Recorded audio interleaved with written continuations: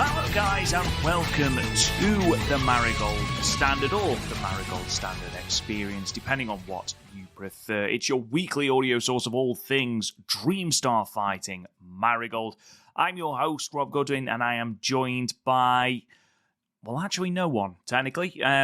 Basically, what's happened is, just like when Matt swanned off to Dallas, Texas, and we couldn't coordinate schedules, unfortunately, there's been a couple of things that have come up that meant that we couldn't coordinate schedules properly to do a recording of the Marigold Standard. Now, maybe if it was a week where there weren't any shows or the shows hadn't been uploaded, this wouldn't necessarily have been an issue. We'd have put out an apology on social media and we'd have carried on. However, with this being Giulia's final show in Marigold, and with this being a Korakuen Hall show, and with this being, let's be perfectly honest, a fantastic show, we wanted to give our thoughts on it in whatever sort of Frankenstein's monster of a way we actually could. So what's going to happen is you've got me to start off with. Apologies for that. And then once I've given my thoughts, I'll also do the news and do my sign off. I will then offer it over to Matt, and you'll get Matt's thoughts as well. So hopefully you've still got two for the price of one. It's just in a slightly different way to how it would be ordinarily. Now, obviously, Marigold have got back-to-back Shinkiba First Ring shows this Saturday and Sunday. Well, today and tomorrow, as you're listening to this. So we will be doing an episode at our usual time slot, or at least closer to, because the Stardom cast next week is going to be released a little bit earlier, simply because the 5-Star Grand Prix quarterfinals are on the 28th, which is on the Wednesday, which is ordinarily when we'd record, and it instantly ages the podcast and throws it into a little bit of obscurity. So we're going to record earlier, so we've got a preview of those quarterfinals ready for you, ready in your feeds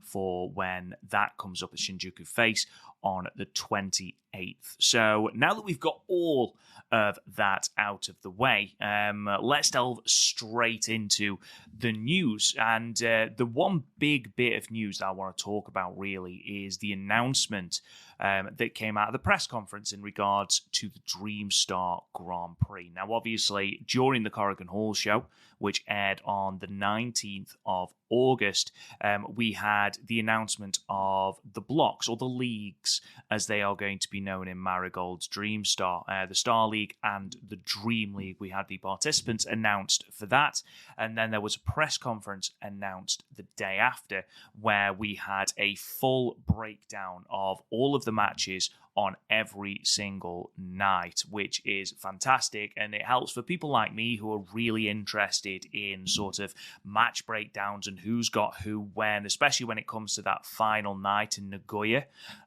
You're sort of looking at those match breakdowns and thinking, okay, who's got who, and what does that tell us about how these blocks might look heading into that final night? So that's really interesting as well. I'm not going to go through every single match from all 9 of the shows because we'll be here for days. You'll instantly get sick or bored of my voice, which is fair enough. But what I'll do is I'll go through a couple of interesting tidbits, a couple of interesting matchups, and a couple of early thoughts from me as well in terms of the Dream Star Grand Prix. So obviously it starts with a double shot at Edion Arena Osaka number 2. 31st of August, we are going to have an afternoon show and an evening show with both those shows airing live on Wrestle Universe.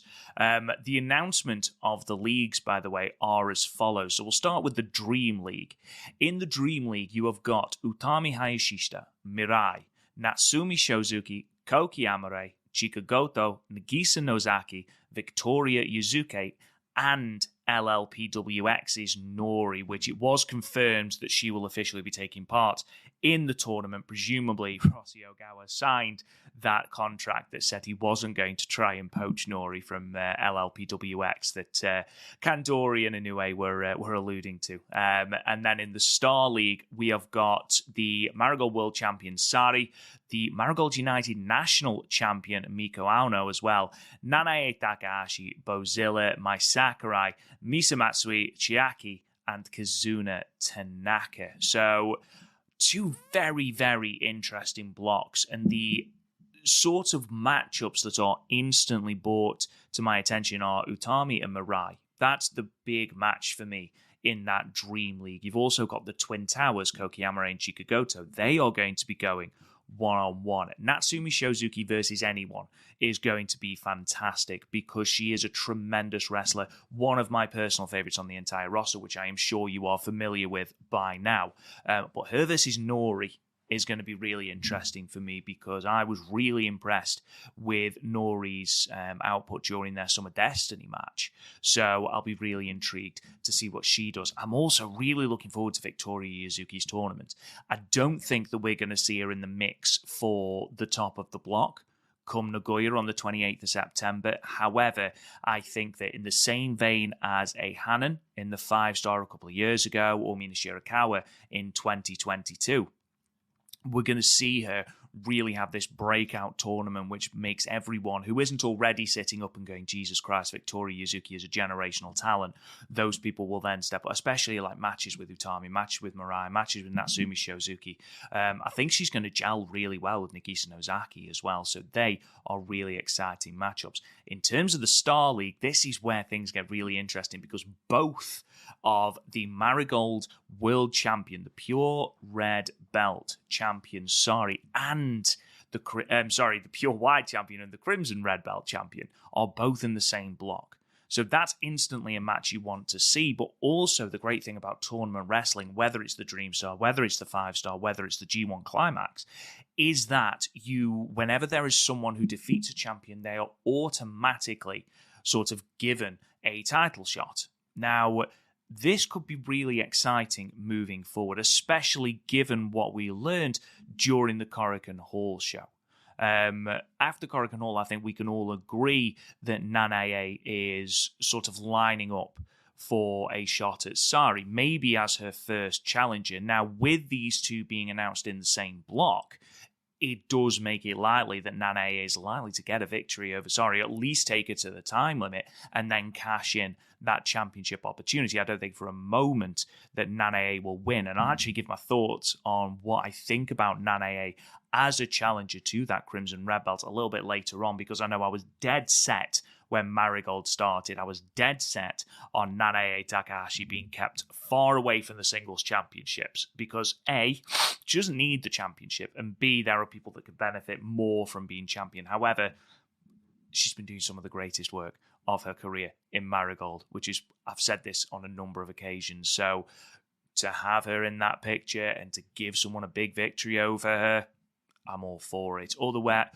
Elsewhere on the card, obviously, I've already said Sari and Mikuano. That's going to be a great matchup. Nanae Takahashi and Bozilla is going to be a fantastic matchup. I think if you're not sitting up and taking notice of Mai Sakurai after her performance in that main event of Korakuen Hall, then you really need to go back and watch that match because she was phenomenal. The transition in her is quite honestly sensational. Matches between her and Kazuna Tanaka are going to be really good. Her and Nanae Takahashi. I mean, we've already heard Mikuano call out Mai Sakurai and Chikagoto as well, but Mai Sakurai being in the same block, we've seen Mikuano and Mai Sakurai already gestating as a white belt idea, so that's really interesting that they're both in the same block as well. In terms of a match schedule then, so obviously we open on the 31st of August, as I mentioned, Edion Arena, Osaka, number 2.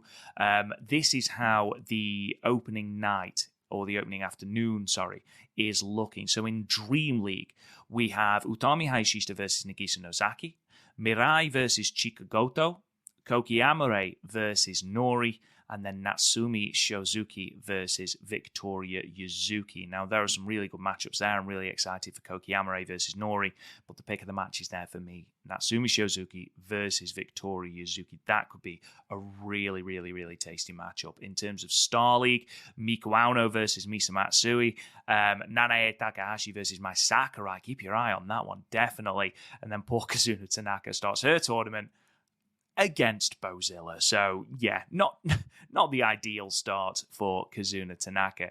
Moving on to the evening show then. Dream League, Utami Hayashishita is taking on Chikagoto.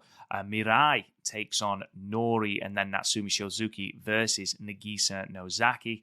In terms of the Star League, then Miko Ueno takes on Chiaki, and Misa Matsui versus Bozilla. Obviously, Sari missing from that day, but she is on, I believe, the remainder of the card. So, again, some really interesting matchups on those opening nights. Mirai versus Nori, I'm really excited for. I think that could be really, really good.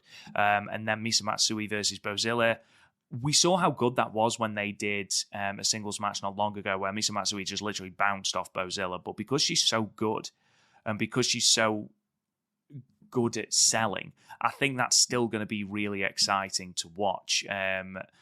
Again, some really, really, really cool little matchups there. Again, I'm not going to go through the entire schedule. We'll be here for hours, but Utami Hayashishita versus Mirai, Nanae Takahashi versus Bozilla, and Sari versus Miko Ueno all take place on night 4, Korakuen Hall, Monday the 16th of September. That's a card you need to keep circled in your calendars. Just let me run through that. In the Dream League, Utami Hayashishita versus Mirai, Natsumi Shozuki versus Nori, which is another match I was really looking forward to, and then Chikagoto versus Victoria Yuzuki.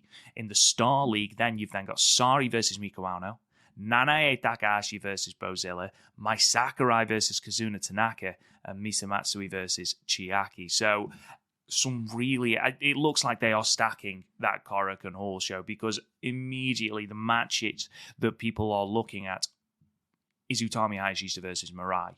And you're looking at where that is going to be. And you would argue that that is probably going to be either the semi-main or the main event of that Korakuen Hall show. It's either going to be that or Sari versus Miko Ueno, which in itself is going to be a really, really, really cool matchup as well. The second Korakuen Hall show, which is the penultimate night of the tournament on Monday, the 23rd of September, has got this card.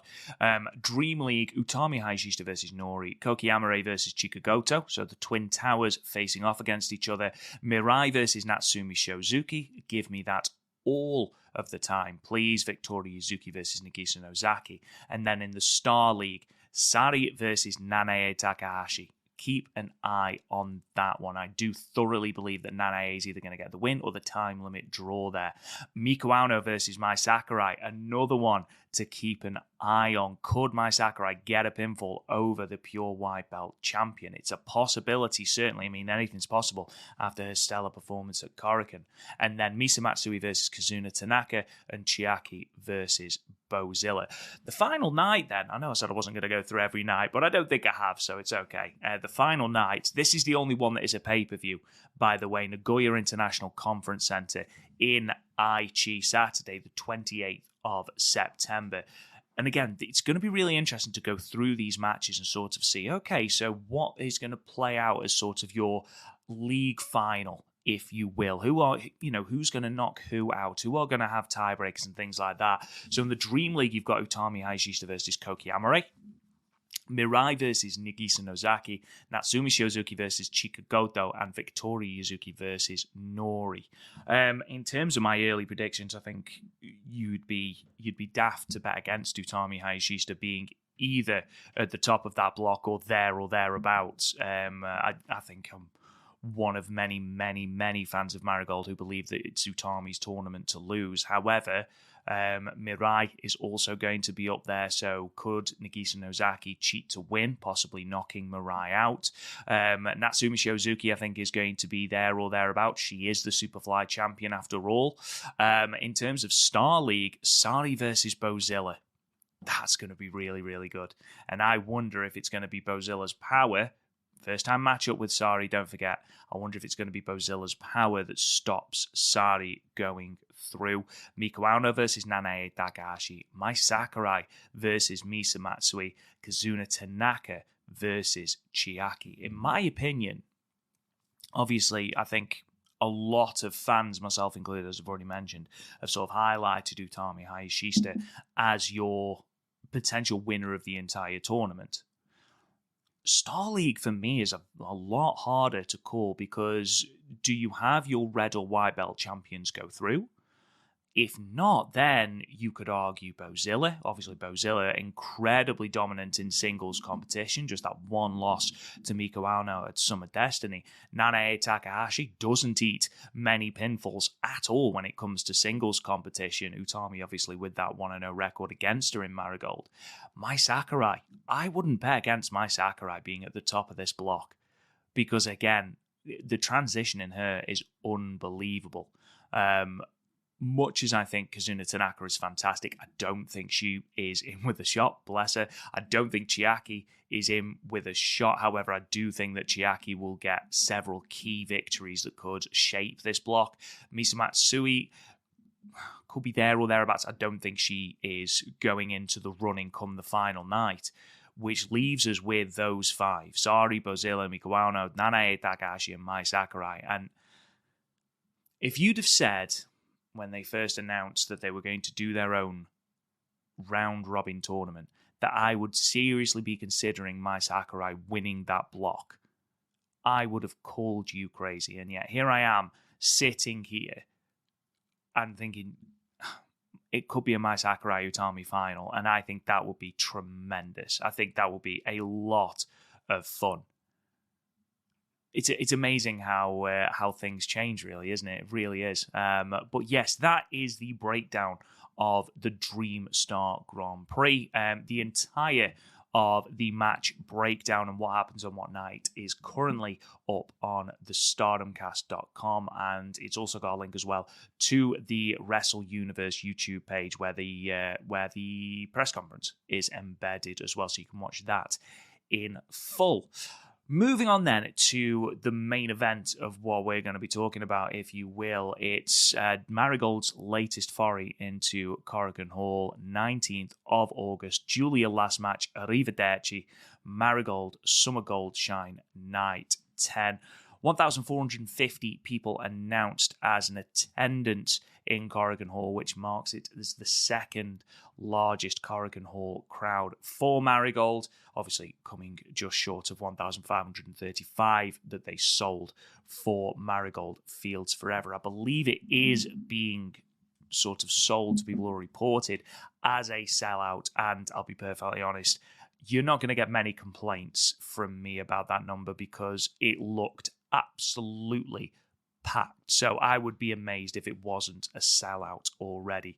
Obviously, a couple of things to note from this show. Rhea Sato is going to be continuing to miss action until September due to a rib fracture. Zeta Steele made her return to action on the show after missing 3 shows with back pain. It marks the debut of the rookie Minami Yuki, and it is the first ever Marigold title defense with the Marigold United national champion Miko Ano, who's been champion for 38 days, or she had been at the time of the show. It will be her first title defense against Koki Amore. Couple of quick results then, and then I'll go into the matches in a little bit more detail. Open with the singles match, Minami Yuki versus Komomo Minami. Minami Yuki got the victory with a backdrop in 9 minutes and 2 seconds. In a 3-way match, Misa Matsui defeated Natsumi Shozuki and Nao Ishikawa with the European clutch in 8 minutes and 7 seconds.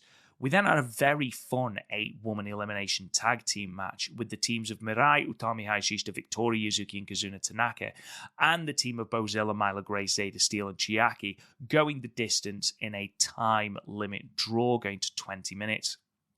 A special tag team match, Sari and the now retired, as of today as I'm recording, and Arisa Nakajima defeated Nanae Takahashi and Chika Goto. Sari submitting Chika Goto with the arm breaker in 15 minutes and 43 seconds.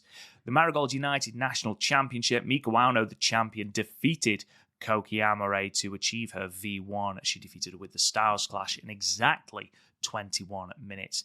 And then in your main event, Giulia's last singles match, Giulia defeated Mai Sakurai with a Northern Lights bomb in 26 minutes and 46 seconds. So we'll start with that debut then, the singles match, Minami Yuki and Komomo Minami. It marks Yuki's first match in Marigold, although she has wrestled, as pointed out by Stu Fulton and Sonny Gutierrez on commentary, who again did a very, very, very good job. She has wrestled a couple of matches in Ice Ribbon, I believe 4, maybe. If I've got my facts right, I could be wrong though.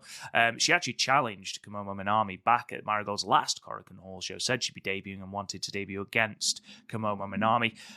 Minami went into this show with the rather unenviable record of 0-16 since her debut in Marigold. And when we had the entrances, I thought, I bet Minami is licking her lips at the thought of getting that all-important one in the wins column.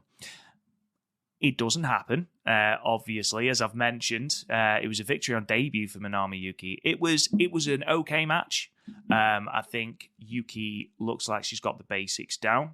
She relies a lot on drop kicks, as a lot of rookies do in their early matches. Komomo Minami is the same. But I can't say that this is one that I will be going back to watch. It was fine. It was a good debut for Minami Yuki. I'm sure she'll be integrated really well into the roster, just as Komomo Minami was. I can't lie and say it wasn't a little bit of a surprise that Yuki got the victory here, especially as if I'm being brutally honest here. I thought Minami looked the stronger and certainly looked the more accomplished. Although, in fairness, I have mentioned the fact that we did get through a lot of drop kicks. There was an impressive array of chain wrestling reversals at the start, especially that opening exchange. I thought that was really quite technically good. So, obviously, both women have got the basics down. I'll be interested to see where both Minami Yuki goes from here. I know that she has been announced for the cards at Shinkiba. I know that she's facing Chika Goto on the Saturday. And then I believe that she's in a 6-woman tag on the Sunday. I'm just looking at my notes. Yes, she is. It's Natsumi Shozuki, Komomo Minami, and Yuki Minami versus Misa Matsui, Zeta Steele, and Myla Grace. So it'll be interesting to see how she progresses. And also, it's really interesting to see where Komomo Minami is actually going to get this first victory. I'll be intrigued to see where she goes with this. We then got the debut following this match of a brand new rookie who I think it's fair to say comes with a lot of expectation. So her name is Seiri Yamaoka. She's an accomplished amateur wrestler. She came to the ring very briefly just to sort of announce herself. She was then unveiled properly, if you will, at the press conference for Arrivederci, where she announced that she will be making her debut at the company's first Dream show in January in Otaward City Gymnasium. So quite an impressive place to make your debut, but then you read her sort of background and her stats, and actually she is a very impressive wrestler, full stop. She's still in high school. She's 17 years old.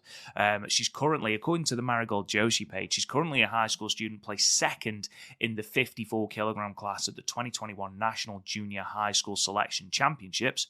That's a mouthful. And she won first place in the high school lightweight class at the 2022 All Japan Beach Wrestling Championships as well. She's 162 centimeters, weighing in at 54 kilograms. She could be an absolute dominant force. And we could see her, if she lives up to the hype, which I know is very unfair to say she's 17, but she comes with a lot of expectation. She comes with a lot of anticipation. She comes with a lot of potential.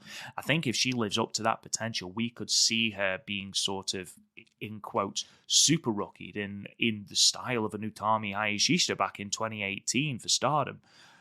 And that's very exciting. I think when she debuts, she's going to offer something completely different to the rookies we've seen debut in Marigold already. And when you put that together with the wrestlers that we know are training with Marigold that haven't yet made debuts, haven't even been named, it's looking like we're padding out this roster quite nicely. But that's certainly one to keep your eye on, Seiri Yamaoka, and she will be debuting, as I mentioned, at First Dream 2025.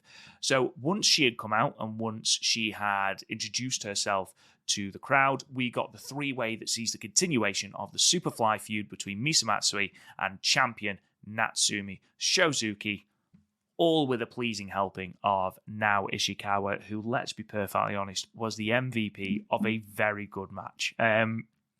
What I love about this match is we know that Misa Matsui and Natsumi Shozuki are going to deliver a fantastic match. But the way that Nao Ishikawa brings a completely different dynamic to this match, you know that all Misa Matsui and Natsumi Shozuki want to do is wrestle each other.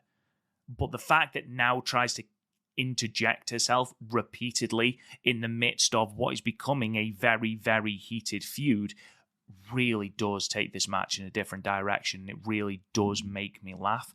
The fact that Misa Matsui gets the victory here, and the fact that clearly this feud isn't done, we know that eventually Misa Matsui is going to be back in that Superfly Championship picture. In the meantime, I'm really interested to see who they push as challengers to Natsumi Shozuki, because obviously you've got that 55 kilogram limit. And if you look at the roster, there aren't many wrestlers that qualify under those guidelines, under that weight guideline. So who does Natsumi Shozuki face off with before we get that inevitable rematch between the pair? And let's face it, that rematch is going to be fantastic. That match at Summer Destiny was a low-key banger in the middle of the card. It really was. And the little exchanges that we do get here when Nao Ishikawa is being thrown outside of the ring is a beautiful blend of speed and violence, which I don't know if Natsumi Shozuki has a middle name, but speed and violence is certainly what it should be. We know it's going to be really, really good. Now Ishikawa, again, still can't get her own pinfall victory, but just adds so much excitement to the match. And the fact that the crowd was so into it, she really did. It was amazing. It really, really was. Also, Call of the Night by Stuart Fulton on English commentary, who likens the win when when Matsui manages to roll Ishikawa into the European clutch for the win. Stuart Fulton said he likens the win, to pickpocketing a grass skirt. I'm not entirely sure I know what that means, but absolutely phenomenal call by Stuart Fulton. Just so you can keep up to date with match ratings. I know that Matt is a big match ratings person. The opening match I gave 2.5 to. I know that Matt tends to give 3 as his average. I go for 2.5 because 2.5 is half of 5. So that's where I go as my average. This I really enjoyed. I gave it 3.5. The elimination tag match, again, a thoroughly enjoyable match. And it goes without saying, really, because everything on this show was really, really, really enjoyable to watch and really exciting, compelling in its own way. But this one, simply because of the rule set behind it, so you couldn't only get eliminated via conventional means, pinfall, submission, but you could also get eliminated via over-the-top rope elimination. And that led to a lot of interesting stories going forward, not least between Mirai and Bozilla, but also between Mirai and Utami Hayashishita, where there was a little bit of miscommunication, which I do like, as we are obviously heading into the Dream Star, where, as we've already discussed, they are in the same block. I'm going to lavish some praise on Myla Grace, who I thought was very, very good in her exchanges here. Zeta Steele in her bits, I thought looked good, but I think Myla Grace, in terms of development since she's been in Japan, and again, this is sort of flogging a dead horse, as this isn't the first time I've said this, but I feel like Myla has developed so well from where she was in those first couple of shows, where she looked a little out of her depth. She looked a little like she was struggling with the pacing, things like that. And you look at where she is now, and that's what these tours of Japan are for. We're seeing it to a lesser extent, admittedly, but we're seeing it with the likes of Anna Jay in the 5-star Grand Prix in Stardom, and that's what Myla Grace is getting. That's the benefit that Myla Grace is getting from this, because I thought her little exchanges with Mirai, with Kazuna Tanaka, with Victoria Yuzuki were absolutely fantastic. Zeta Steele is always great. Her trash talk adds a completely different element to it. Mirai Utami Hayashishita trying to out Bozilla, really quite funny. The fact that the heel team kept Bozilla back so that when it looked like the heel team were on the ropes after losing Zeta Steel and Myla Grace really quite quickly, Bozilla came in and just instantly leveled the playing field. And I really did enjoy the way that she absolutely destroyed Tanaka and Yuzuki, managing to get both of them up for suplexes, then hitting one after another with a powerbomb and covering them. Brilliant. Really, really, really good. And the fact that we went from 4-2 to the face side to a 2-all instantly really put the momentum behind that, and behind Bozilla and behind Chiaki, who, by the way, Chiaki was the person left at the end, and you can't undersell that. That's a really good point for her to be in. She was the one who ultimately got that time limit draw with Utami Hayashishita, and clearly Marigold are pushing her a little bit more now as, you know, the dark heel in this company alongside Nagisa Nozaki. But with no Nagisa Nozaki on this card, Chiaki is your de facto heel alongside Bozella. But again, Bozella's so over in Japan that I don't know if she can be considered a heel.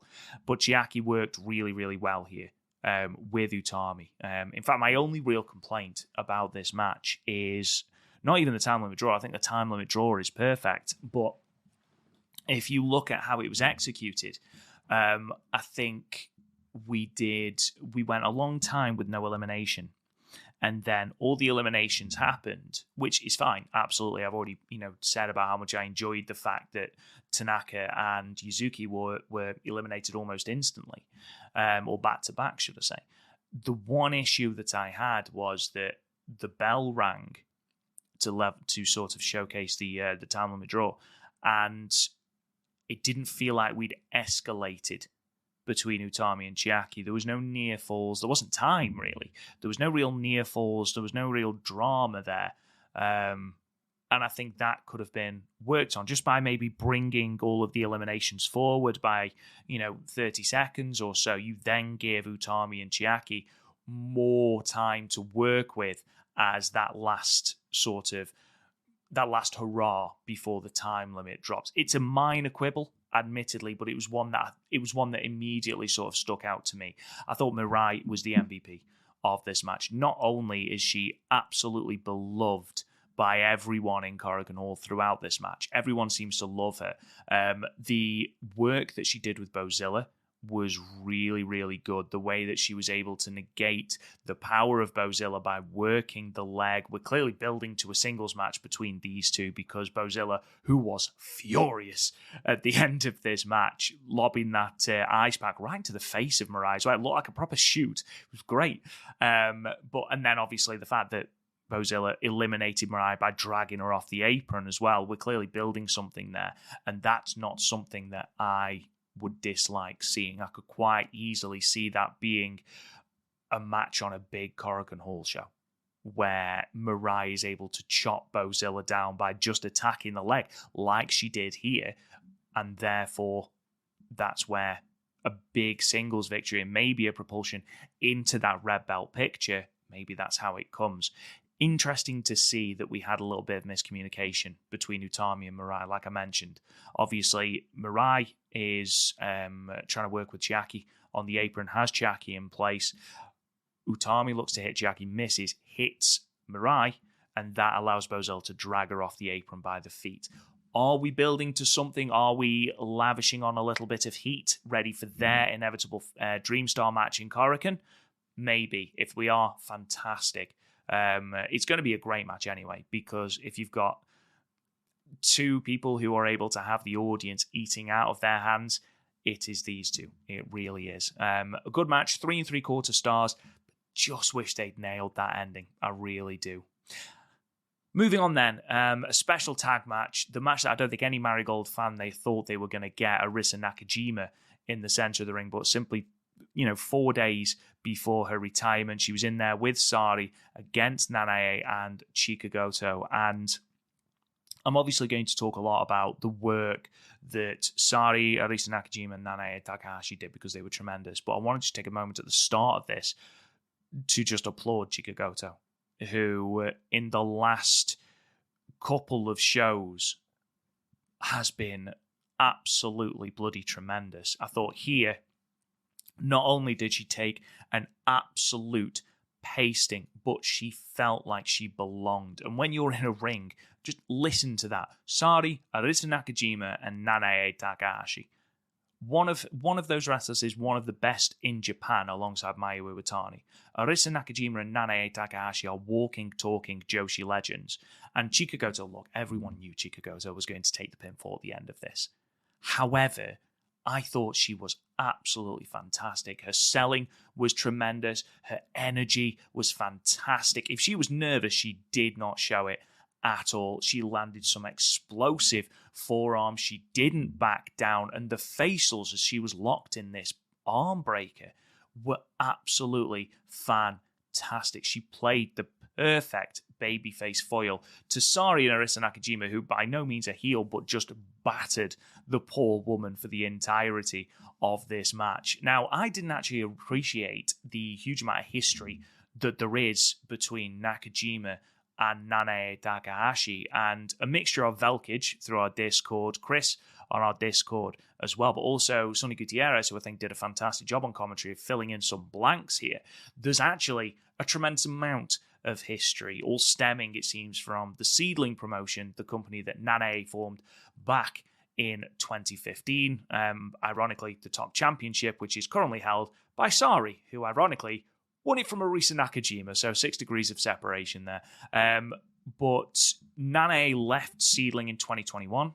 Arisa sort of proffered an open contract for another match for Nanae following an absolutely incredible hair versus hair match, which I believe is actually on YouTube. I think that's where I watched it, actually. I think Chris posted a link in the Discord. So if you're listening and you are a Discord member, go to the Marigold sort of chat part, the chat thread, sorry, plug. I know that you do all of that, and I never know what they're called, but I believe the match is there. Apparently, there's a lot of bad feelings towards the two following Nanae's leaving. It seems that Nanae is cashing in that opportunity here. And speaking of that contract, she has it in her hand, tears it up in Nakajima's face, and we are going. Like, I'd love to go through every single move in this match, but it's just bomb after bomb after bomb. And especially the stuff between Nakajima and Nanae Takahashi is just so savage. They look like they desperately want to hurt each other. You've got Sari torturing Chika Goto with these kicks and leg locks and just doing all this with a broken wrist as well, let's not forget. She's still got that little fracture in her arm. Let's not forget that. So she's doing all this in spite of all that. You've got Nakajima and Nanae Takahashi, who seem to just want to do everything they possibly can to hurt one another, with Nanae at one point eating these ferocious forearms from Nakajima, who, by the way, she's retiring, or she has retired now at the time of recording. From this match, she could easily go another couple of years, easily, and be at the top of a promotion. She was so imperiously wonderful during this match. And on the one hand, I rather selfishly want to see her continue. I think I'd love to see a run in Marigold. I mean, let's face it, Sari and Arisa Nakajima going for the Twin Star titles against Mirai and Mai Sakurai. Yes, please. I'd love to see her, have another match with Mayu Iwatani for the IWGP Women's Championship.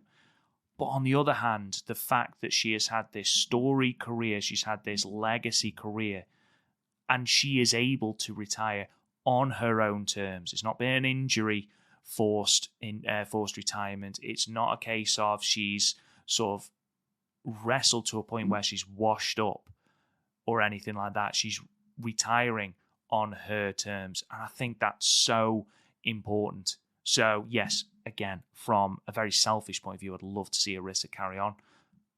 For her, I'm glad that she is retiring on her own merit, on her own terms, and is able to walk away in the way that she wanted to. Again, just watch this match. These last 3 matches on this card are well worth your time. I mean, let's be perfectly honest. Just Arisa Nakajima and Nanae Takahashi leveling each other with lariats and forearms, watching Sari punch Chika Goto around the ring like a football. really, really good. Again, Chika Goto needs such applause because she played her part absolutely perfectly during this. Post-match, once Sari has submitted Chika Goto, we get a little bit of an exchange between Sari and Nanae Takahashi, which sort of seems to allude, if you will, to a future Red Belt challenge. Do I hate that? Absolutely not. That's a huge, huge match to have, Sari versus Nanae Takahashi.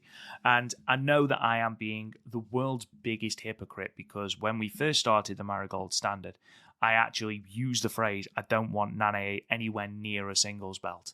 And to a certain degree, I look back on that and think, actually, yeah, I still sort of agree with that because there are people that I want to be champion and need to be champion before Nanae needs to be champion. However, if Nanae puts over Sari in the way that Nanae puts over Utami Hayashishita, then we could have a really, really, really good match that does good numbers for Marigold and also gives Sari a fantastic first title defense. It's a win-win for everyone. Again, I am so impressed with the work that Nanae is doing in Marigold. It is like a completely different person to her second run in Stardom, where aside from the odd passion injection match, with even those running into defeats for the sake of defeats, Starlight Kid is the big one that immediately jumps out. But here, she seems to be doing so much selfless work.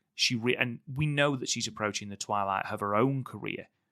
But if she can help, just as Giulia did with Mai Sakurai in the main event, if she can help put over as many people as possible to help build as many people as possible before she does retire, I think that her work has been tremendous. I think that her work will be considered invaluable to the company. I mean, the work she's already doing with Naoya Ishikawa, tremendous. Her match with Misa Matsui, fantastic. Her match with Chika Goto, brilliant. And yes, she is one of the more successful people in terms of wins and losses on the Marigold roster. However, I doubt you will find anyone that looks at it and goes, she's burying people on the roster. She's not by any stretch of the imagination. Just having her influence there has helped Naoya Ishikawa exponentially. Bozilla, Bozilla looks like an absolute killer. Bit of a rhyme there. You're welcome. Free of charge. But she made Bozilla look like an absolute monster. More of a monster than she already was. Being able to choke out Nanae Takahashi. When was the last time we saw that happen?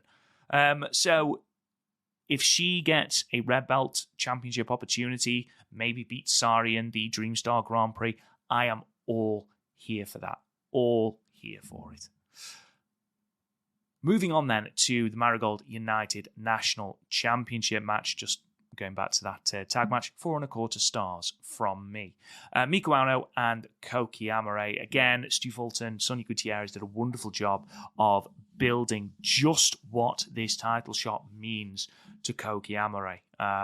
Because I was under the impression that this stemmed from Natsumi Shiozuki and Miko Ano knocking out the Twin Towers from the Twin Star Championship tournament. And though I think that probably has something to do with it, there was so much more to it. And basically, it all stems from AWG, Actress Girls, where Koki Amare was unsuccessful in that match for Miko Ano's it wasn't even her championship. It was the tournament final to crown the first champion back in March of 2023.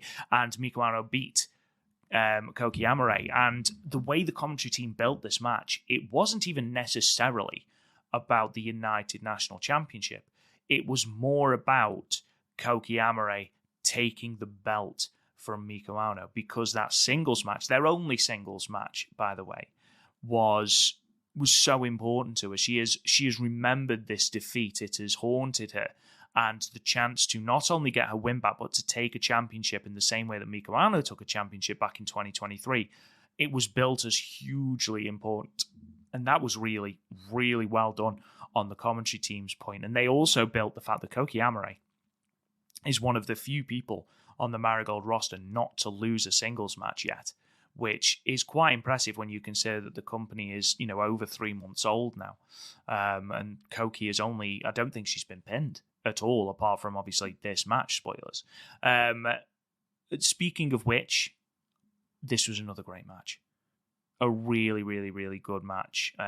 Koki Amare, I thought, came out of it looking absolutely tremendous, helped as well by an absolutely blistering, impassioned promo come the end, the way that she repeatedly tried to drive down Miko Ano with just her power, basically trying to up Miko Ano, and then the way that Miko Ano was able to grind her down with her series of kicks against Stu Fulton, doing a great job of just reminding everyone that she's been training in the K1 dojo, so those kicks are coming through as even more savage.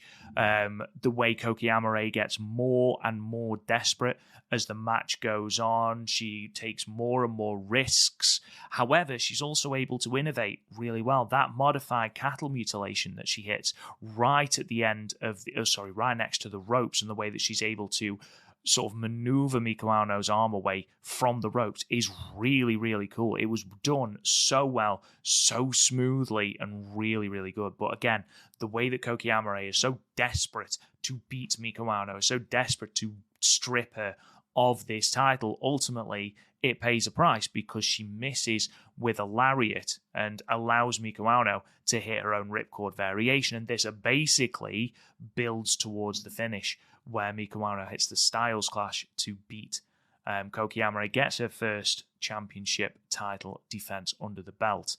There's an interesting post-match as well, where Miku takes to the microphone and sort of says that she feels Koki is still far away from the title, but she also felt her growth during this match. But that really is sort of pales into insignificance, really, because Koki delivers such a brilliant, really emotional promo that reiterates that she will eventually take the belt from Miko Ano. And if that's where we are heading, Miko Ano defends that belt for another 5 times, and then it's Koki Amare that takes it from her.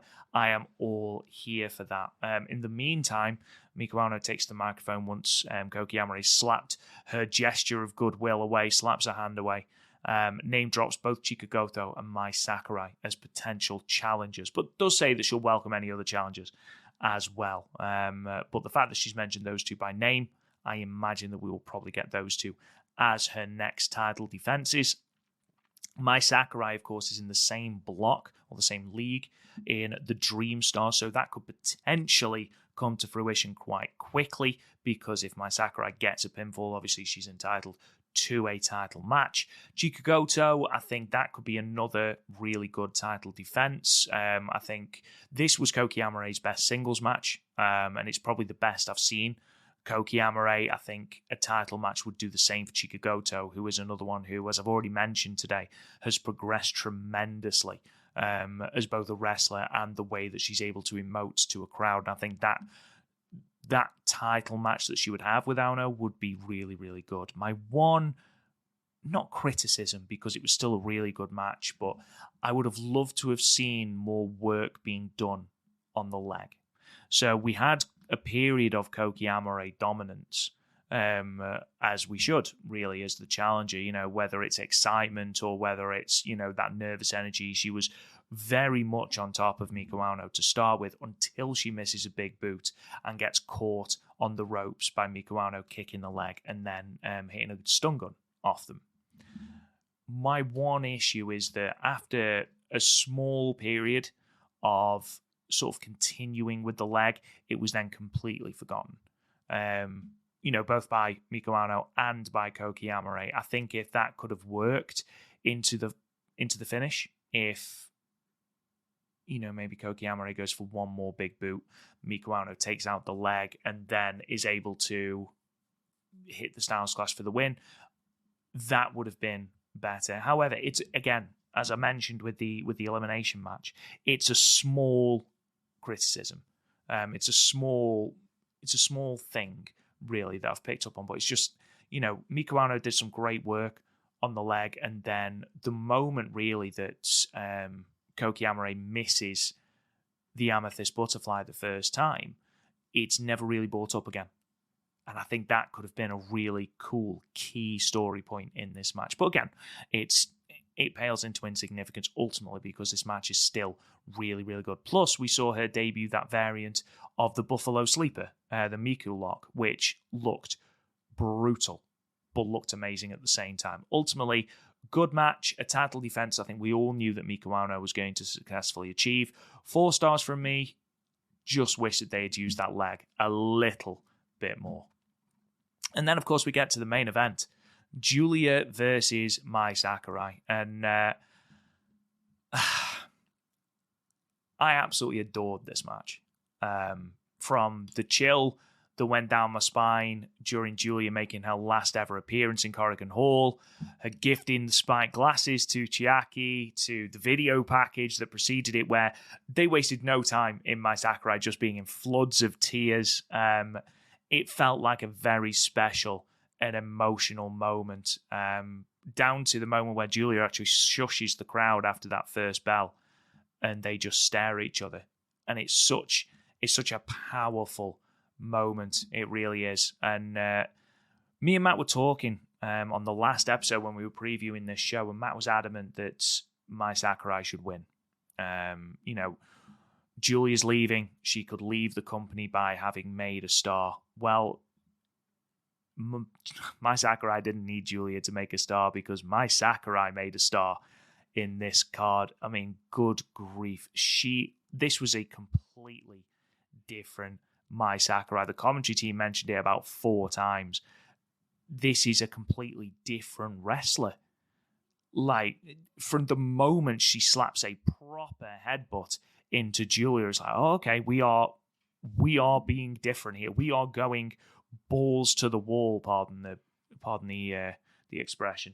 She was absolutely destructive throughout, and it worked so well because ultimately she just ran out of energy at the end. She threw everything at Giulia, including the Goodwin elbow drop, but we won't talk about that because she was so good in the rest of the match.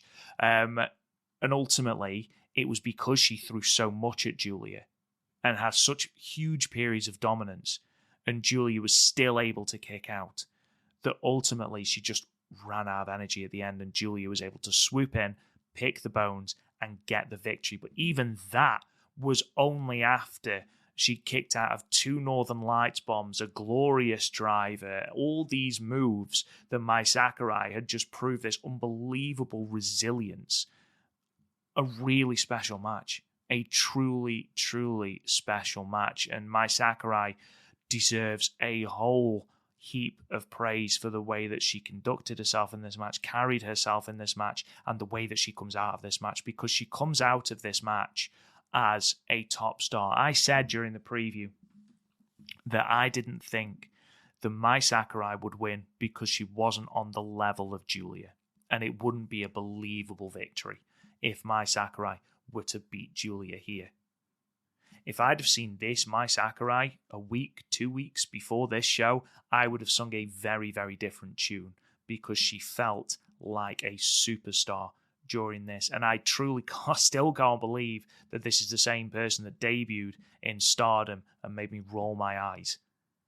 I just think that she has the way that she is able to build stories, the way that she connects with a crowd, the way that she just ultimately threw all regard for her own safety out of the window. She was innovating different moves during this show. She messed up a move during, and I know that Matt doesn't particularly like the phrase messed up because that's not fair, and I agree with that. However, there was a move that went wrong, and you wouldn't know. The only reason I noticed is because I had to rewind it because I needed to make a note of something.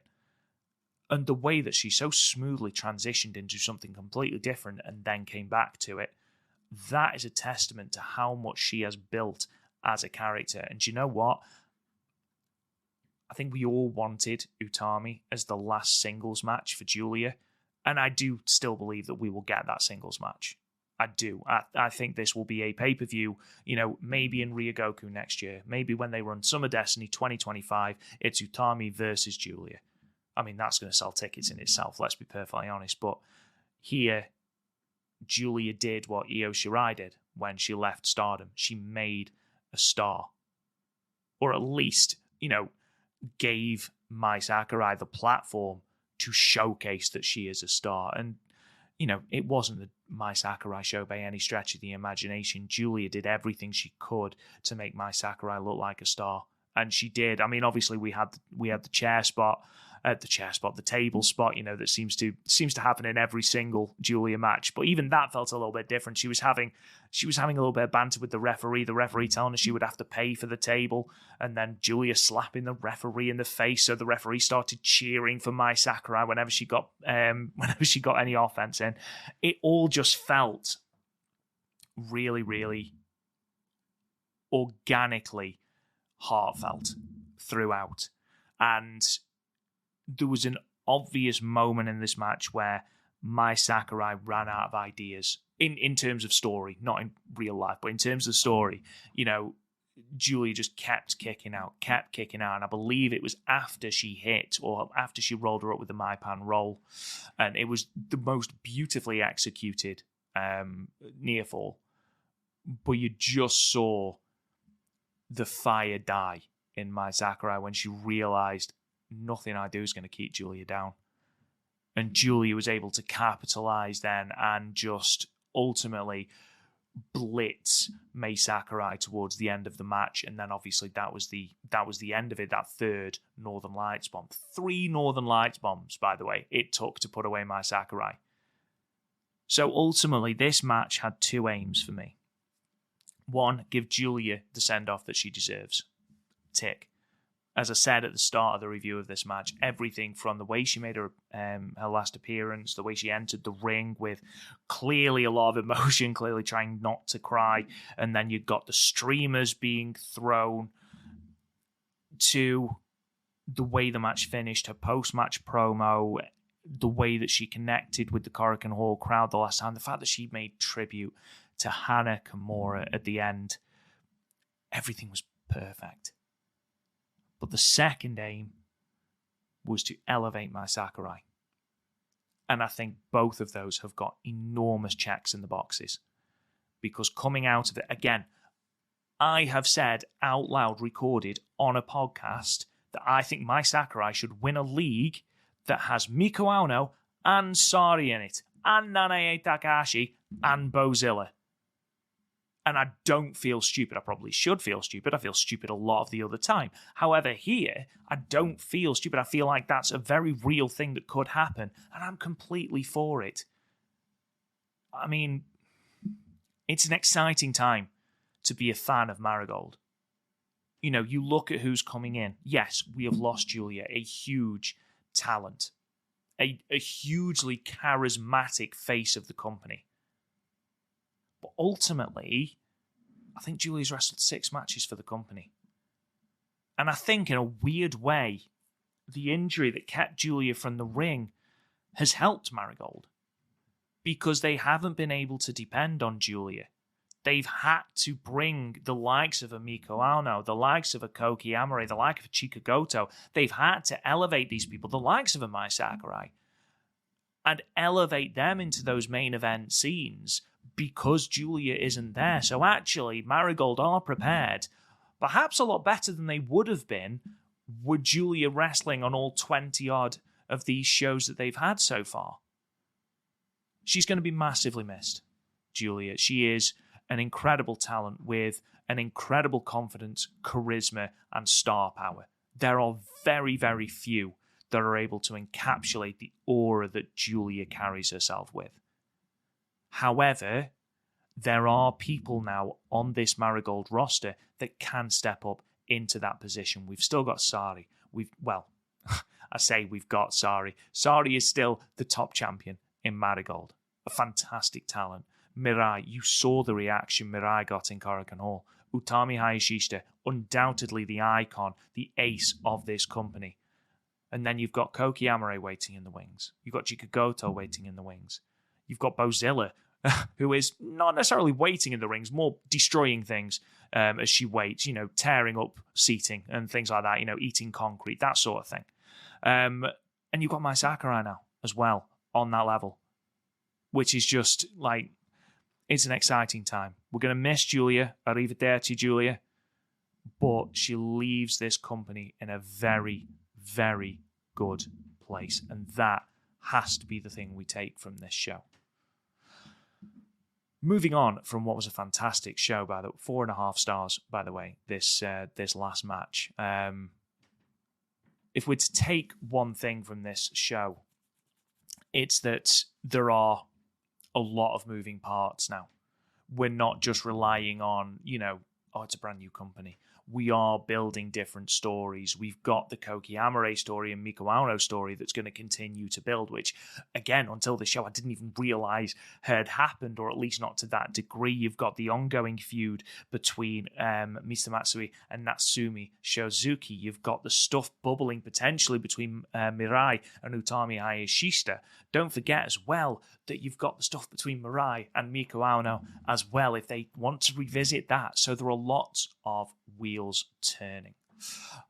Looking on then, as I've already mentioned, the Dream Star Grand Prix starts on the 31st of August with that double shot at the Edion Arena, Osaka. But before that, Marigold does run back-to-back shows in Shinkiba, and they've announced the cards for those two shows. So I'm just going to read through those very, very quickly. So we've got on the Saturday first ring show, Chikagoto versus Yuki Minami, Myla Grace versus Kimomo Minami versus Zeta Steel. Will Zeta Steel get her first ever pinfall victory in Marigold? We will see. Natsumi Shozuki and Misa Matsui versus Kazuna Tanaka and Victoria Yuzuki. Really interesting there. Obviously, the feud going on between Misa Matsui and Natsumi Shozuki as well. Are they going to be able to coexist? We saw that Natsumi Shozuki and Nao Ishikawa couldn't, so can these two? Semi-main event, Utami Hayashishita, Miko Ano, and Koki Amare versus Chiaki, Nagisa Nozaki, and Bozilla. And then in your main event, the first ever title defense of the Twin Star Championships. The champions, Mirai and Mai Sakurai, will defend against the Passion Sisters, Nao Ishikawa and Nanae Takahashi. This is a no-brainer in terms of a title defense. The Passion Sisters had to withdraw from the tournament due to illness, so it's only right, in my opinion, that they do get this opportunity. It's good to see Koki Amare in the semi-main event, mixing it up with the likes of Utami Hayashishita and Miko Aono as well. So that card is going to be very, very exciting. We've also got on the Sunday, which will be the final show before the Dream Star Grand Prix, we open with a tag team match, I think. Yeah, a 6-woman tag. Sorry, I couldn't count people. That's concerning. It's concerning. Natsumi Shozuki, Kimomo Minami, and Yuki Minami versus Misa Matsui, Zeta Steel, and Myla Grace. Mirai, Mai Sakurai, and Nao Ishikawa versus Chiaki, Nagisa Nozaki, and Bozilla. And then in your semi-main event, we've got Miko Ano, Chikagoto, and Koki Amare versus Utami Hayashishita, Victoria Yuzuki, and Kazuna Tanaka. And then we main event the Sunday show with a Giulia farewell gauntlet. I'm so glad that Rossi has brought this over from Stardom, the tradition of, whoever wants to fight with Giulia gets a 1-minute match with her in this gauntlet match. And they've alluded to the fact that, yes, there will be Marigold roster members who want this match. We saw them on the press conference for the Arrivederci show. We saw that Natsumi Shozuki wants a match with her. We saw that Utami wants a match with her. We saw that Misa Matsui wants a match with Giulia, so you can anticipate that they will be in this. However, Rossi and then Giulia also alluded that people outside of Marigold are more than welcome to be a part of this gauntlet. And the name that Giulia threw out was Tsukasa Fujimoto from Ice Ribbon, who, of course, we have seen have a program with Mayu Iwatani over the IWGP Women's Championship, which was going fantastically, unfortunately, until Fujimoto's injury. However, she's now fit. She's wrestling again. I'd love to see her show up in this gauntlet. I'd love to know what you guys as well, or who you guys would love to see turn up in the gauntlet. Yes, we would all love to see Mayu Iwatani turn up in the gauntlet. I think you've got good odds on no Stardom wrestlers turning up in this gauntlet. But, ladies and gentlemen, that does bring to an end my part of this episode of the Marigold Standard. I hope you've enjoyed it. I hope you enjoyed the show. as well. Don't forget, you can subscribe to the podcast wherever you get your podcast. You can subscribe to the Patreon as well, patreon.com/the Stardomcast, where you can get all our episodes early and ad-free for as little as $1 a month. You can check out the website, www.thestardomcast.com, for all of the news, updates, and stats from both Marigold and the Stardom as well. The Stardom? World Wondering Stardom. Wow, I sounded like a proper old man then. The Stardom. You can also check us out on social media at Marigold Podcast. You can talk to me on Twitter at RealRobGoodwin. It truly helps the podcast out if you could maybe leave us a 5-star review and a comment as well if you think we've deserved it. It helps us be exposed to even more people. Ladies and gentlemen, that wraps it up from me, and I will hand you over to the more than capable, the charismatic, the more attractive of the duo, and certainly the more American of us. It's Mr. Matt Turner.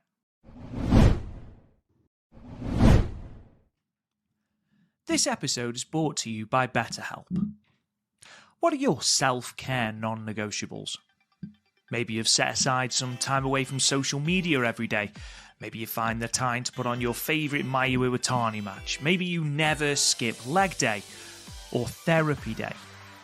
When your schedule is packed like Ryogoku with kids' activities, big work projects and more, it's easy to let your priorities slip. Even when we know what makes us happy, it's hard to make time for it. But when you feel like you have no time for yourself, non-negotiables like therapy are more important than ever.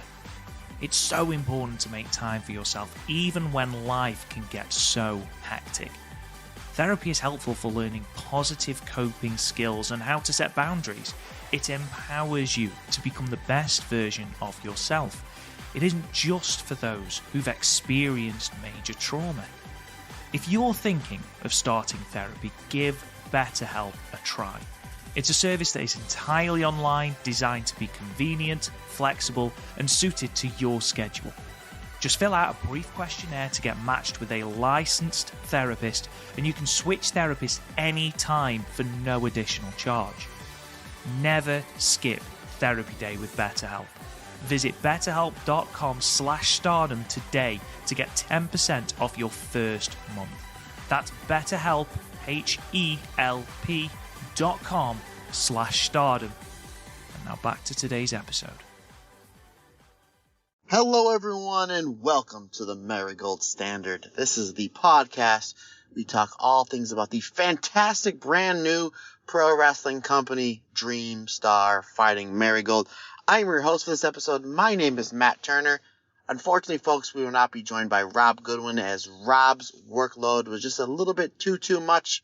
But I know he is super excited to talk about this fantastic Korakuen Hall show. So what we're going to do, it's like when I was away for work a few months ago, is we're going to be recording separate, and then Rob will do, as he calls, his best Frankenstein his best Frankenstein job, and piece the two podcasts together. So folks, hope everybody's doing great today. I hope everybody's having a terrific day. It is beautiful here in northeastern Pennsylvania. Low 70s, nice little breeze, sun shining, everything is terrific. I know we are just jam-packed with some great wrestling action. Again, we're going to be talking about this show from Korakuen Hall, Giulia's final match in Marigold, at least for now. Arrivederci from the legendary Korakuen Hall. I hope everybody is doing terrific today. If you are enjoying the fantastic 5-star Grand Prix from Stardom, and then if you're like me and you watch as much wrestling as possible, I hope you enjoyed the terrific G1 climax from New Japan Pro Wrestling. And then this weekend is the big show from our friends over at AEW All In, where we'll be seeing some former wrestlers from Japan, some former champions from Stardom. Toni Storm defending the AEW Championship against one Mariah May, and of course former IWGP Joshi champion Mercedes Moné defending the TBS Championship against Britt Baker, and of course that blockbuster main event title versus career, Bryan Danielson versus Swerve Strickland. But folks, let's get into the topic at hand, shall we? Let's talk about, I'm getting ahead of myself. Of course I am. See, that's when Rob's here, he's supposed to reel me back in. Folks, if you listened to the Stardom cast this past week, we started the podcast off on a little bit of a negative note as we started off talking about the passing of the late great Afa of the Wild Samoans. And then the week before, we talked about the passing of the fantastic mind that is Kevin Sullivan. Folks, let's 180 this, shall we? Let's talk about something positive. Let's take this time to congratulate friend of the show and just an all-around fantastic person, Allison Danger, as she was rewarded this past week at the Cauliflower Alley Club. Yes, the legendary Cauliflower Alley Club, for her contributions to the world of women's pro wrestling. So, folks, wherever you are, stand up. Let's give Allison Danger a round of applause. Allison, congratulations, my friend. This is well earned. I'm not a big fan of whenever everybody says you deserve something. And I get that where everybody's just trying to be nice. Because, in my opinion, nobody deserves anything in this world. You go out and you earn it. And Allison, you have definitely earned every single accolade, past, present, and future. And thank you, my friend, for being such a great mentor to me and so many fantastic wrestlers. I'm so proud of you. I'm so happy for you. Congratulations, Allison. So, yes, excellent stuff. And, of course, Allison will be on the show pretty much each and every month, as she always books herself to be on the Stardom cast / the Marigold Standard. So she's always just an absolute hoot to have. And we'll be having her on the show in about a week or two to do one of our What If episodes. But of course, I wanted to wait until she came back from the Cauliflower Alley Club so we can talk about her experiences there. So again, Allison, congratulations to you. Folks, before we get into this one fantastic show that we're going to review, let's do a little preview. Let's talk about the brackets. Yes, folks, the brackets have been announced and released for the Dream Star Grand Prix that'll be starting in just about 2 weeks' time. It's crazy how time is flying. So, folks, let's talk about the brackets.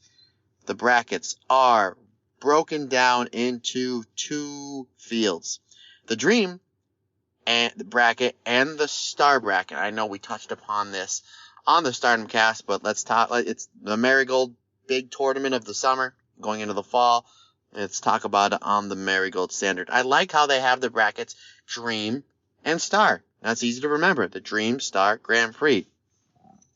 In the Dream block, we have Utami Hayashishita, Mirai, Super Flyweight or Flyweight Champion Natsumi Shozuki, Koki Amare, Chikagoto, Nagisa Nozaki, Victoria Zuki, and the protege of Shinobi Kandori, Nori. In the Star bracket, we have the World Champion, Sari. We have the Wonder Champion, the Pure White Belt Champion, Miko Ano, Nanae Takahashi, Bozilla, Mai Sakurai, Misa Matsui, Jackie, and Kazuna Tanaka. Folks, let's just talk about some of these dream matches here, right? Utami Hayashishita and Mirai. They have not had a proper singles match since Stardom's World Climax Night 2 back in the spring of 2022. Utami Hayashishita is a better wrestler now than she was 2 years ago, and Mirai has improved leaps and bounds. So I'm super excited for that one. Utami versus Natsumi Shozuki, that's going to be fantastic. How about the Twin Towers exploding, at least for one night? Koki Amare versus Chikagoto, that's going to be fantastic. Victoria Zuki versus Natsumi Shozuki, that's going to be one that I'm going to be looking forward to. How about a hard-hitting encounter with Mirai and Nagisa Nozaki? How about another hard-hitting encounter with Mirai versus Nori? All super fun stuff. And let's go over to the Stars bracket. Miko Ano versus Sari, your two big champions clashing. That's going to be something. Mai Sakurai versus Kazuna Tanaka is something that I think may be a hidden gem on the Stars bracket. Bozilla versus everybody. Bozilla versus Miko Ano. You're getting a rematch of the finals for the Pure White Belt Championship back at Summer Destiny. And I'm really looking forward to everything that Kazuna Tanaka is going to do. So interesting stuff. My early odds-on favorite, I'm going to say to win the Dream bracket, is going to be Utami Hayashishita. And to win the Star bracket, folks, I'm going to say Mai Sakurai. I think that they need to really capitalize on all of this fantastic press that Mai Sakurai is getting for that fantastic match she had with Giulia, which we'll be reviewing in just a few moments. So yeah, interesting stuff there. We'll see how that all shakes out as we're getting closer to the Dream Star Grand Prix. 2 brackets, folks. 2 brackets. Not 4. 2 brackets we have here in the very first ever Dream Star Grand Prix. Folks, let's preview some of the big matches we have coming up this weekend. August 24th, Shakiba First Ring. This is saying that we're going to be live on Wrestle Universe. We got a 6-woman tag, the All Heels faction, as we're calling them, and Nagisa Nozaki, Chiaki, and Bozilla taking on the team of Koki Amare, Miko Ano, and Utami Hayashishita. That promises to be hard-hitting and chaos in the best way possible. How about this tag match? Oh, I'm super excited for this one. We have the Speedsters, I guess we'll call them, as Natsumi Shozuki and Misa Matsui taking on one of my favorite new tag teams in all of wrestling, Kazuna Tanaka and Victoria Yuzuki.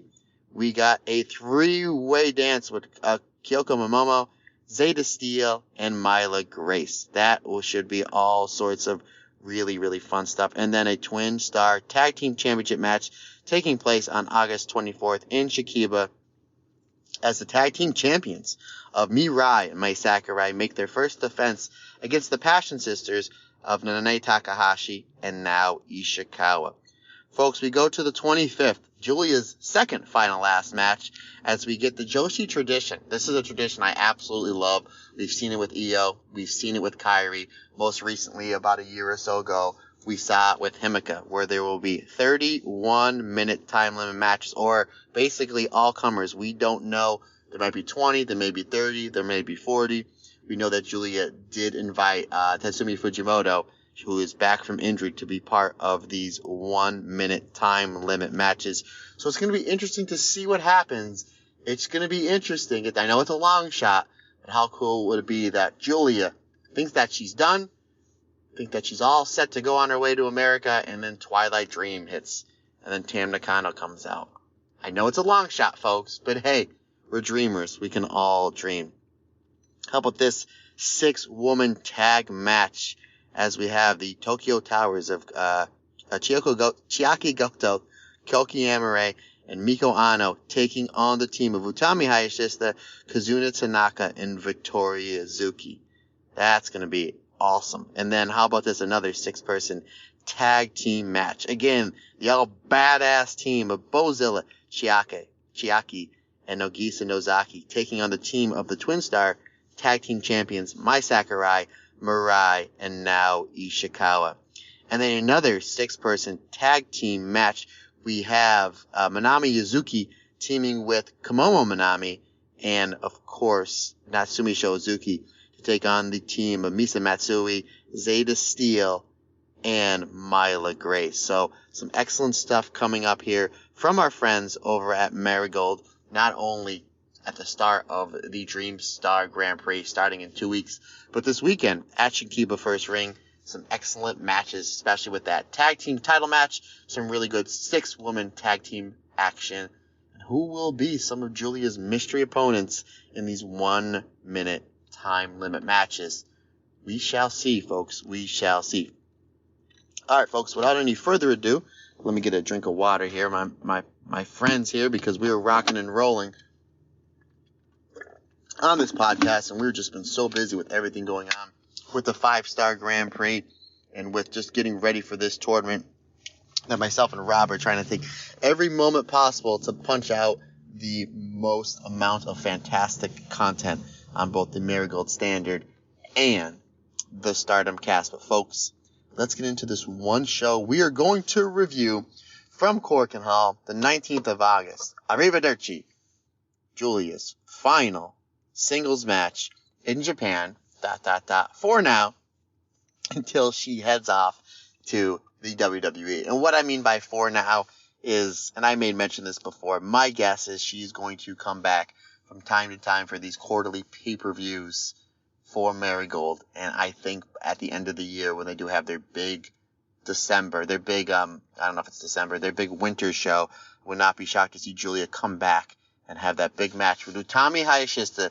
that dream match we've been waiting so long for. Never happened in Stardom.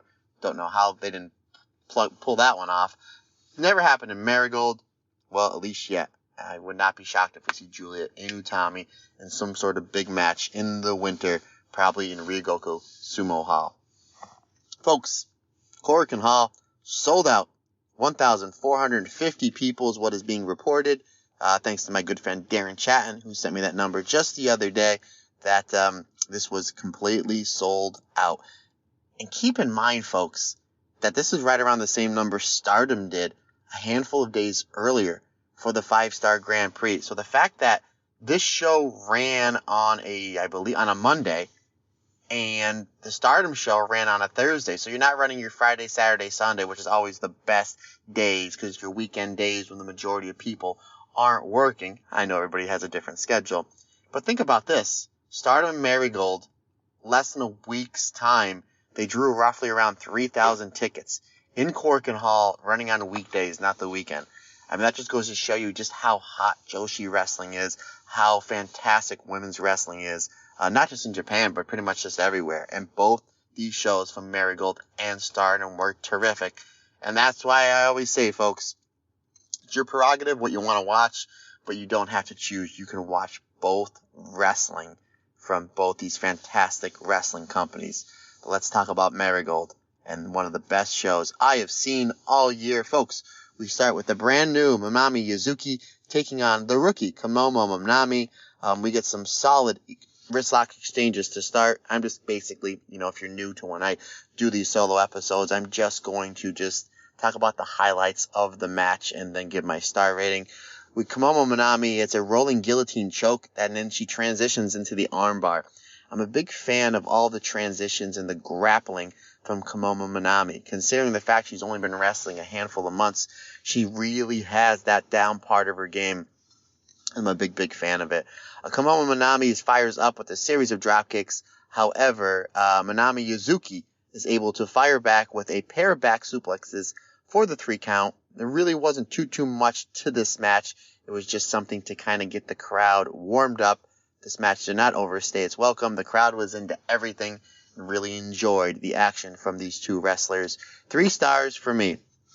Folks, now we're going to turn up the speed here. And boy, howdy do we. As we have the speed star Misa Matsui taking on Nao Ishikawa and the flyweight champion Natsumi Shozuki in a non-title 3-way dance. We get some real fast-paced action, 3-way action between these 3 wrestlers to start.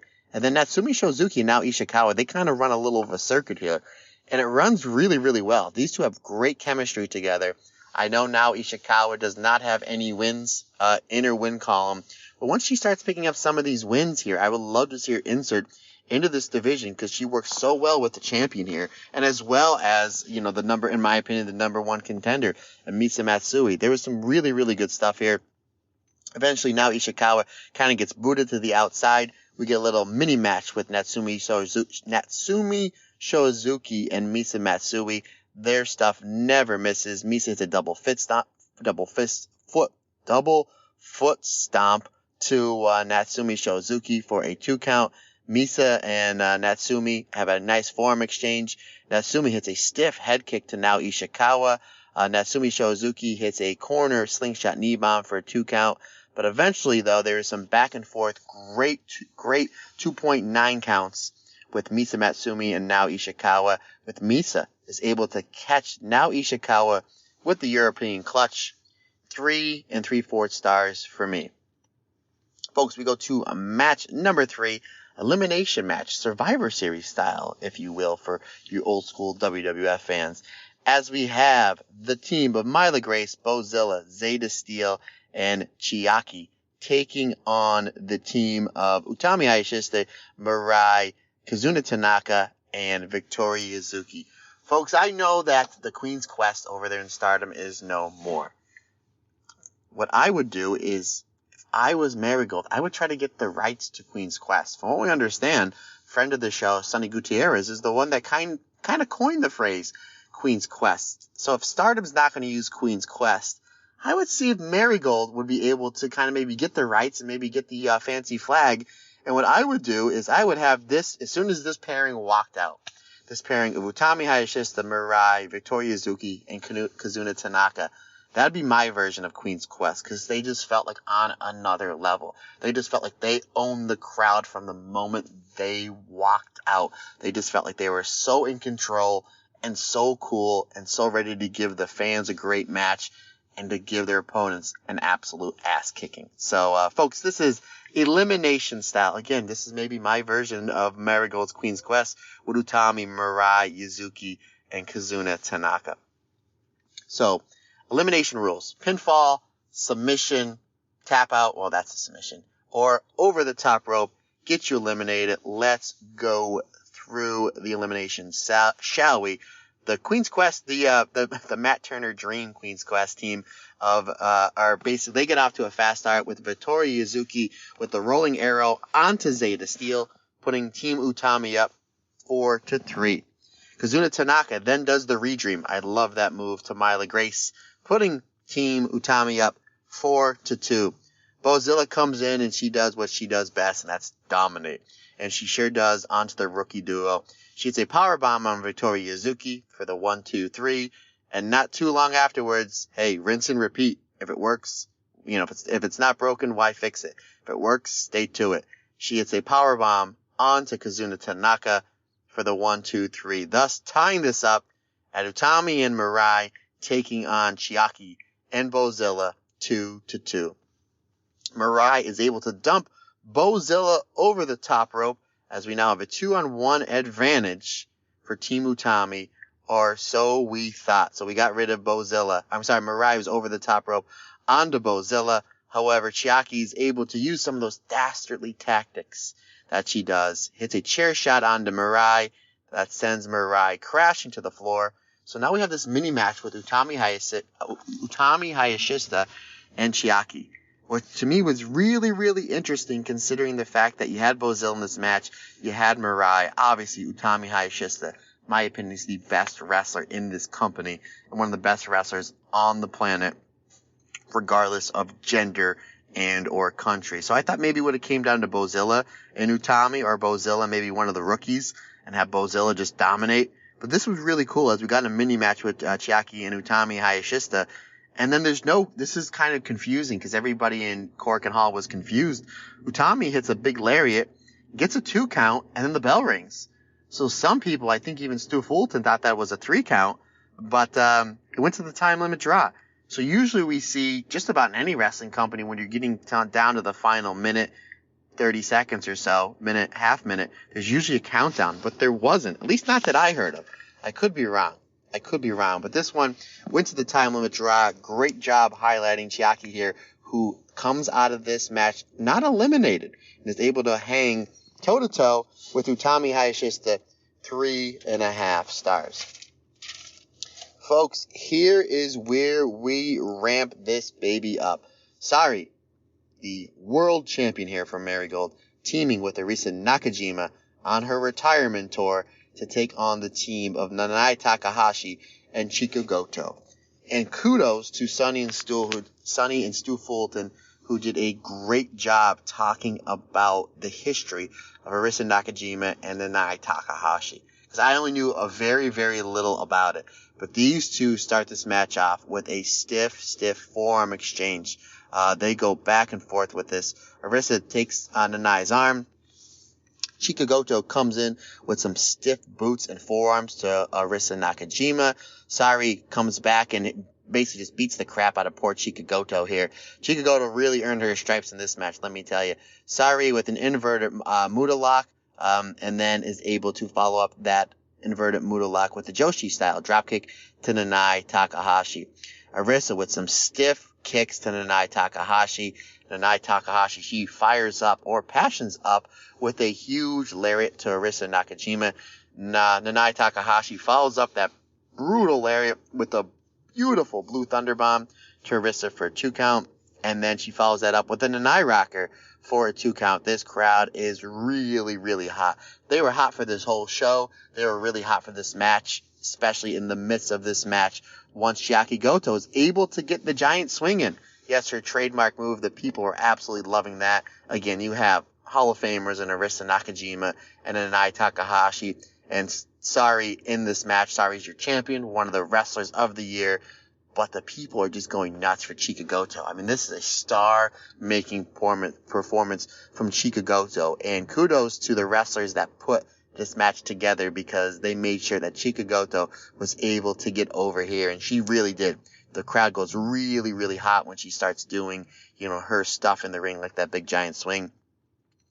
Sari and Arisa, then they're able to fire back up on poor Chika Goto, bouncing Chika Goto around like a pinball with the forearms, just back and forth, and poor Chika's in the middle of the ring, has nowhere to go. Arisa hits a tree of woe, double foot stomp to Nanae Takahashi. Chika Goto is able to come back and save her partner, hits a huge choke slam to the World of Marigold champion, Sari, for a 2 count. Sari is able to fire back up, hits a brutal double foot stomp to Chika Goto, and then locks in one armbar onto Chika Goto. Chika reaches for the ropes. She locks in another armbar, the double armbar, and then she starts to stomp on the face of Chika Goto for the verbal tap out. We've seen Sari win lots of matches with that exploder suplex and the wrist clutch exploder suplex. This was great. I like this submission finish because she has both the arms wrapped up, and then she starts stomping. I don't know how it's even humanly possible. She starts stomping on their face, and then eventually Chika Goto says, "I've had enough." This was great. 4 stars for me. Excellent match. It was really great to see Arisa Nakajima on a bigger platform here. We saw her a couple months ago on Stardom, and we see her here in a jam-packed Korakuen Hall. One more time for her and Nanae Takahashi. And again, an absolute star-making performance from Chika Goto. Once Sari starts getting into some of these title defenses, I would not be shocked if you see Chika Goto as maybe like a V3 or a V4, especially in Korakuen Hall, because they absolutely love their Go Chika. And so do I. She's absolutely fantastic. Folks, we go to the co-main event of this show. And I tell you what a way to start off Miko Ano's first United National white belt, pure white belt defense, as Miko Ano defends against the Amethyst Butterfly herself, Koki Amare. This match starts off with a big lockup. Big fan of that, folks. Big fan of a lockup. And then we get some great chain wrestling back and forth. Amare hits a pair of stiff boots to the champion and then locks in Miko Ano in a half crab. I like the strategy here. Miko Ano's taller. She's stronger. She uses her size and her strength to be able to lock Miko Ano in a half Boston Crab that's going to isolate and take away some of the power of Miko Ano's kicks. Really, really smart.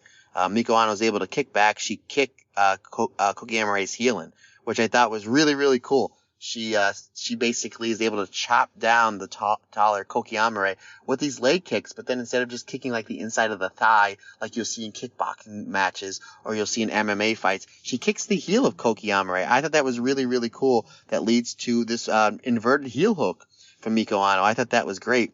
We get an apron fight back and forth between the two, which Miko Ano wins, sends Koki Amare crashing to the floor. Miko Ano quickly follows up with a apron penalty kick. The champion then tosses the challenger in the ring, and then Miko Ano hits a soccer kick for a 2 count. The soccer kick happened on the floor. I apologize. Koki Amare is able to come back with a power slam onto the floor, crashing the champion down onto the cold floor in Korakuen Hall.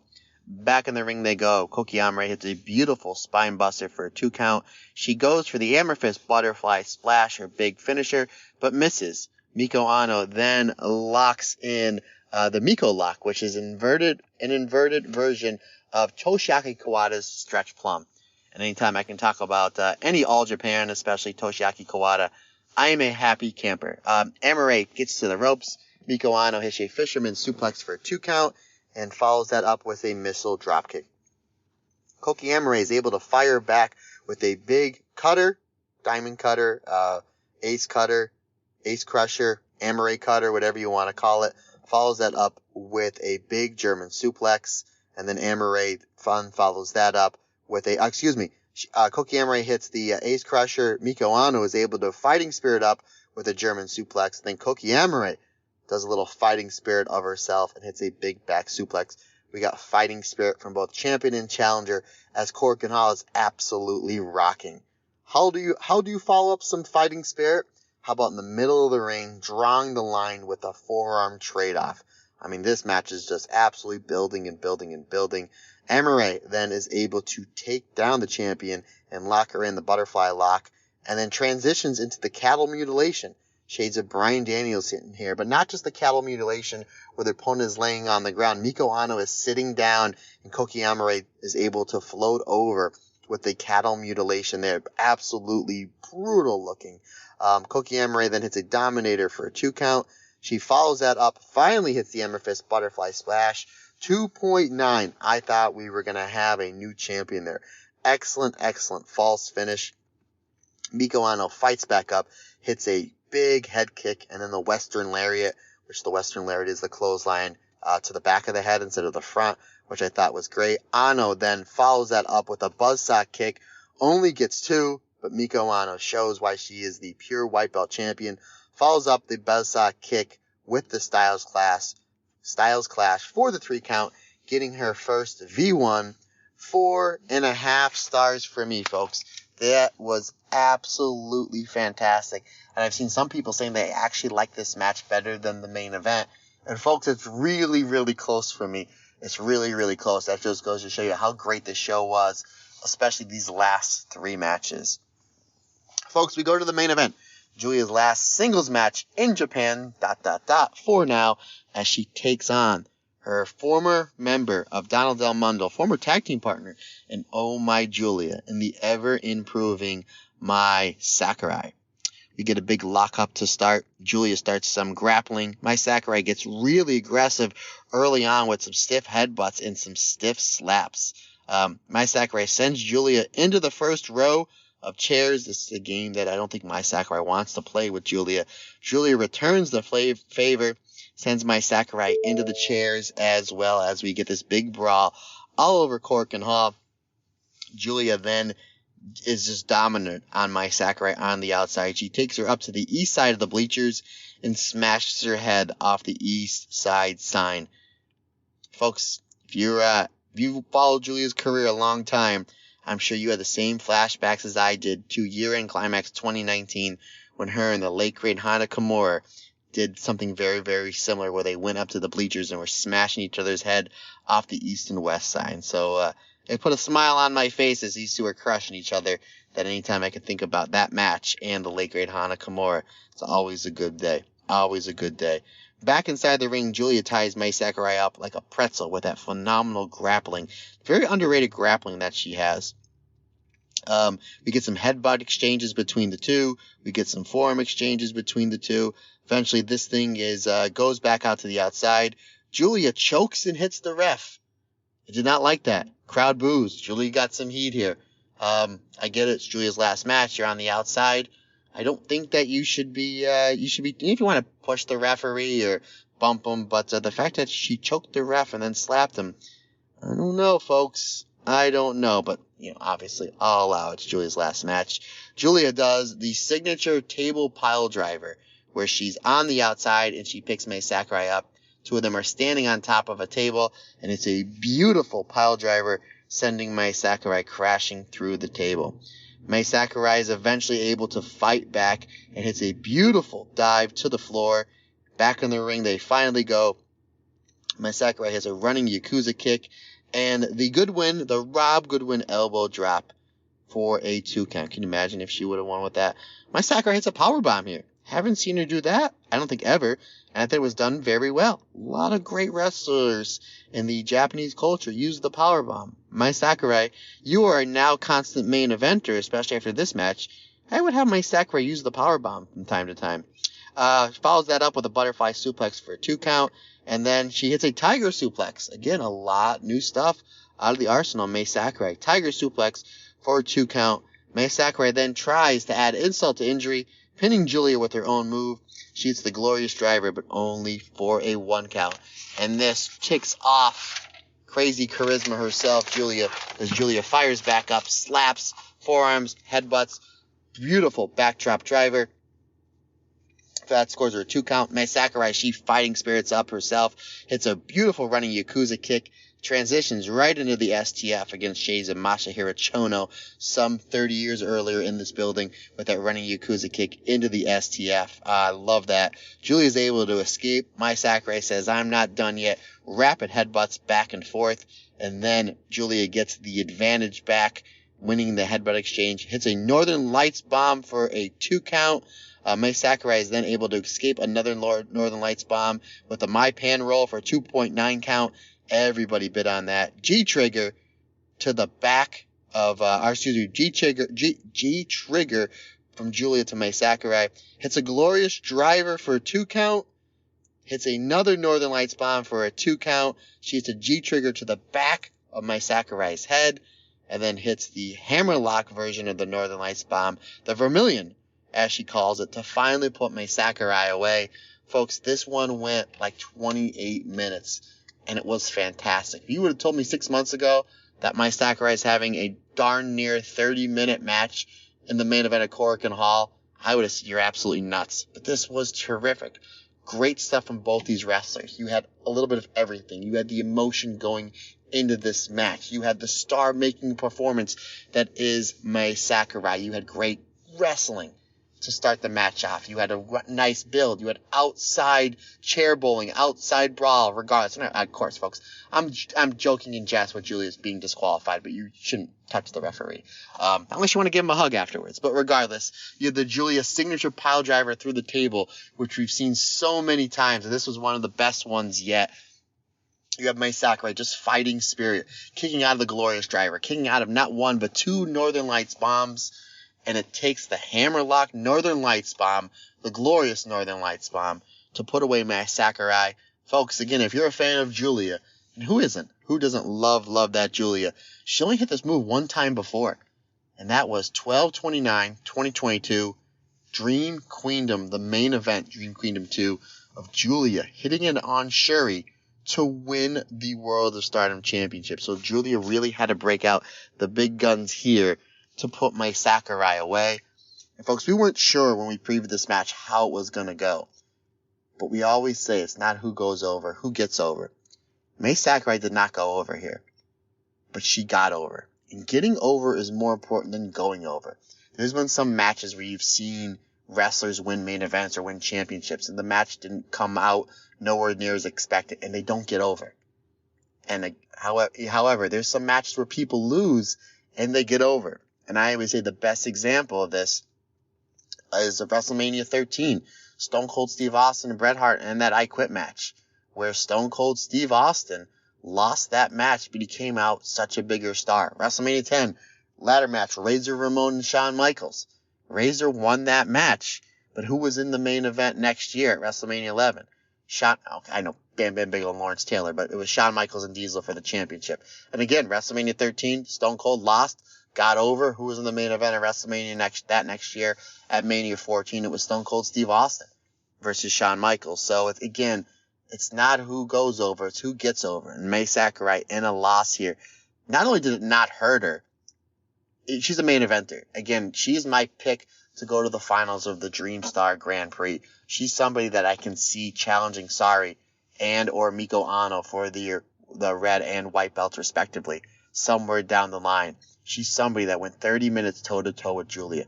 And give Giulia credit. Like, she's the star in this match. She's the one that's probably putting together the match as well as she did. She made sure Mai Sakurai looked like a giant star here. And again, even though Giulia gets the win here, and we're all sad to see Giulia go, but again, she's not like she's retiring. She's going over to the WWE and obviously the biggest wrestling company in the world, and they're gonna make her a bigger star than she already is. I mean, look what they were able to do with Asuka, Kairi, and then currently what they're doing with Io. So they're gonna make Giulia just a big star over there.